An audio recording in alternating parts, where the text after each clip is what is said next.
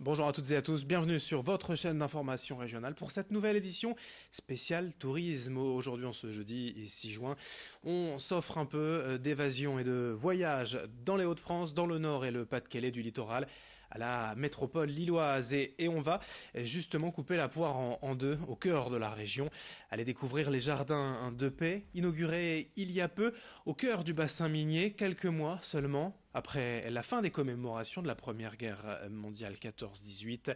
Reportage signé Rémi Desremaux.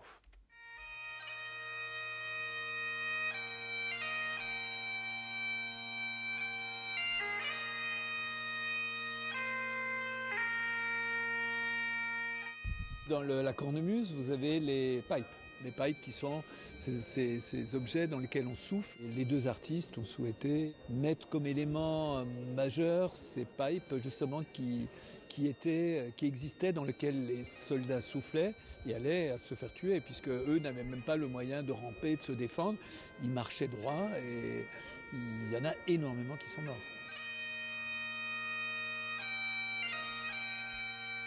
Si on voulait toucher d'autres générations, d'autres types de gens, je pense que cette idée de la paix était essentielle et qu'en même temps c'était une porte ouverte vers l'avenir, c'est-à-dire que l'occasion de ne pas être que dans la mémoire mais aussi être dans une projection dans le futur, d'amener les gens à réfléchir, à penser, à méditer sur la question de la paix.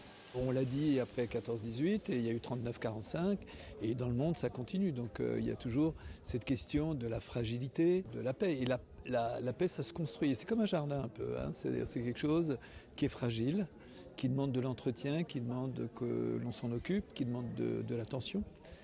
Et c'est comme un être humain aussi, hein. C'est quelque chose qui grandit. Cette année il y a le premier fleurissement et donc les arbres vont pousser, les plantes vont pousser, donc il y aura une consistance aussi du jardin qui va se faire avec le temps.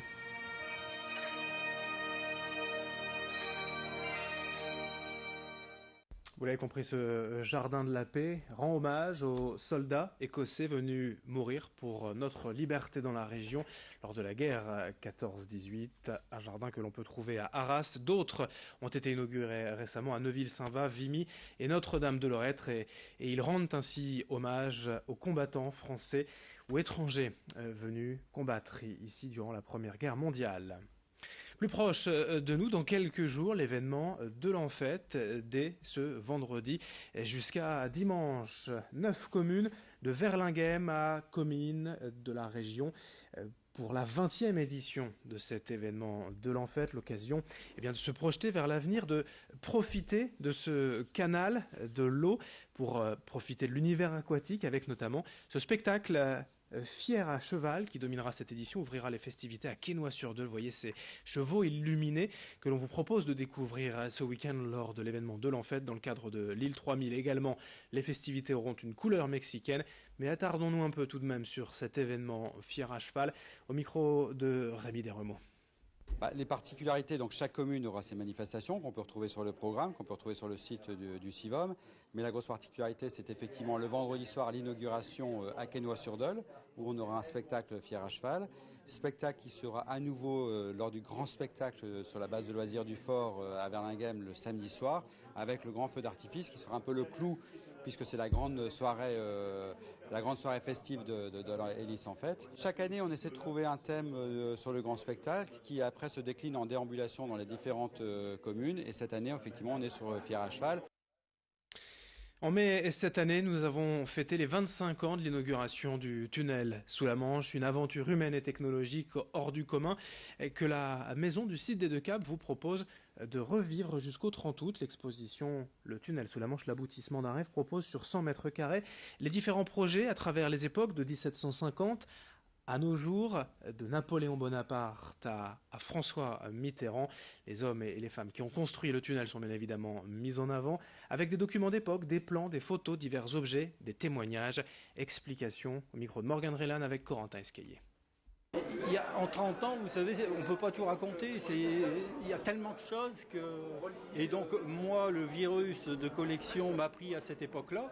Parce que quand j'ai été voir l'exposition à la mairie sur les maquettes qui avaient été présentées, le virus m'a pris et après, j'allais tous les 15 jours faire des photos en avion pour pouvoir prendre le site de Fontpignon, le site de Coquel. Par exemple, j'ai toutes les fermes, la rivière qui a été tournée, tout ça. J'ai tout où vous avez maintenant le terminal.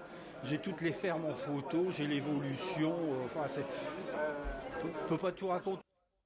Autre symbole de la région qu'il nous faut évoquer ici, le beffroi de Bergues, bien évidemment, que vous connaissez tous depuis Bienvenue chez les Ch'tis.